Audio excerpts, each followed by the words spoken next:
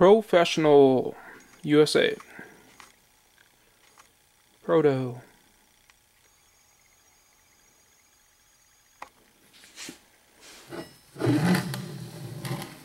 Breaker bar.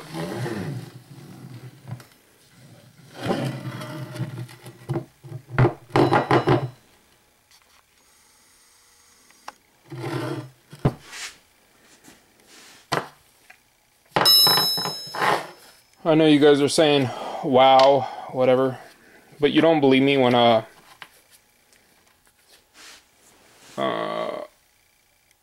I say I've broke four snap-on breaker bars. That's not snap-on, that's Proto. That's the most recent broken Proto. I don't know. Maybe it's from Mac or something, I don't know. But I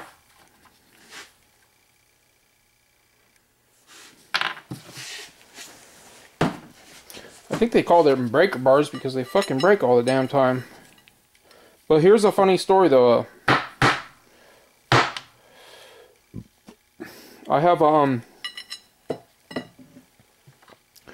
Harbor Freight breaker bar that I got for $9.99.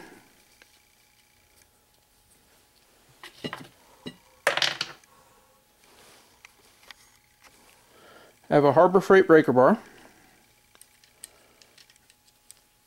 that I got for $9.99, and I've never broken that.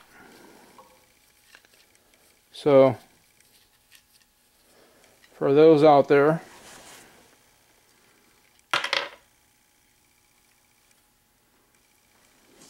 like I said, dude,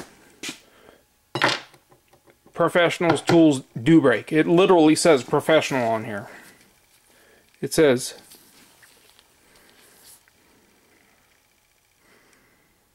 Proto Professional, made in the USA. Guess what? It's broken. The thing with the Harbor Freight, it's the 25 inch breaker bar that I have. It bends. It doesn't stay bent. It flexes. It flexes, but it don't break. It doesn't break. And I think when it comes to like wrenches and sockets and stuff, they may use the same steel, a really good high strength steel. But the thing is, when you use a really high strength steel, it doesn't flex very well. And when it doesn't flex very well, it snaps instead of bending. And I don't think this design was all that great though. I've broken 4 snap-on breaker bars. 4. You don't believe me? I'll show you. Actually, last time I exchanged the snap-on, I got rid of it.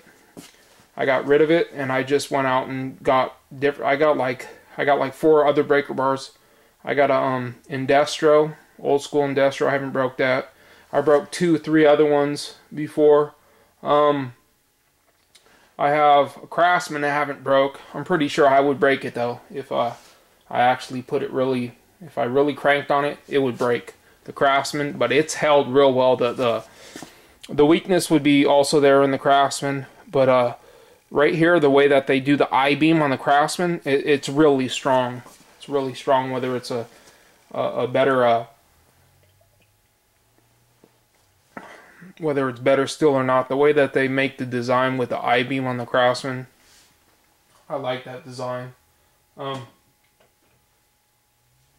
Actually, I had the 3/8 Craftsman breaker bar, and it was rusted a little bit. I got it at a yard sale or something, and it gave me the hardest time to bend that thing. I was bending it so that I could get a brand new one, exchange it. It gave me so much trouble. I mean, I was gonna bust out with a torch in order to bend the Craftsman. They break. They really do. Professional tools break. They just do. And it's funny because I hear, I read stories, I hear things about it says like Snap-on, their warranties just there, it's an afterthought or whatever. No, it isn't, dude. Their shit breaks.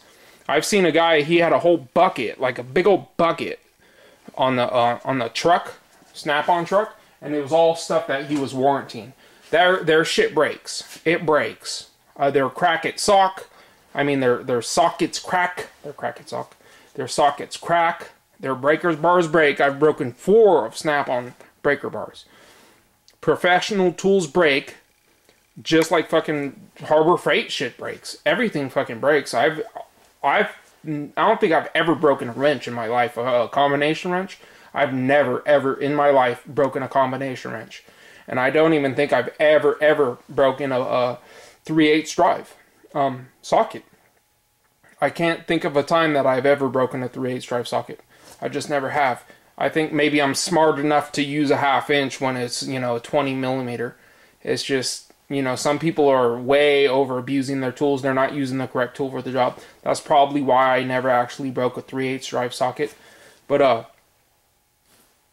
that's proof right there, man. I mean, professional tools break. Proto was one of the best. And actually, in my opinion, Proto was a little bit better than Snap-on in its heyday.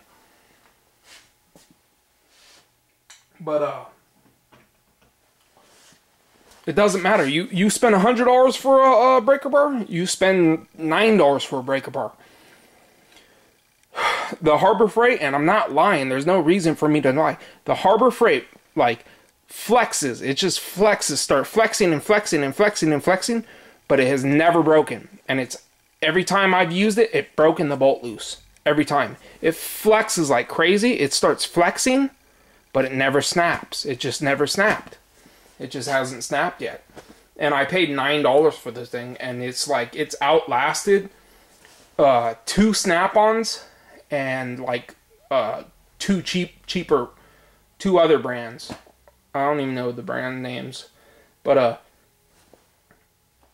for you who give me the thumbs down for I'm just telling the truth here. It's just the truth, I wouldn't pay $100 for a Snap-on when it breaks more often than the Harbor Freight one. That's the truth. I'm telling you the truth. There's no reason for me to lie.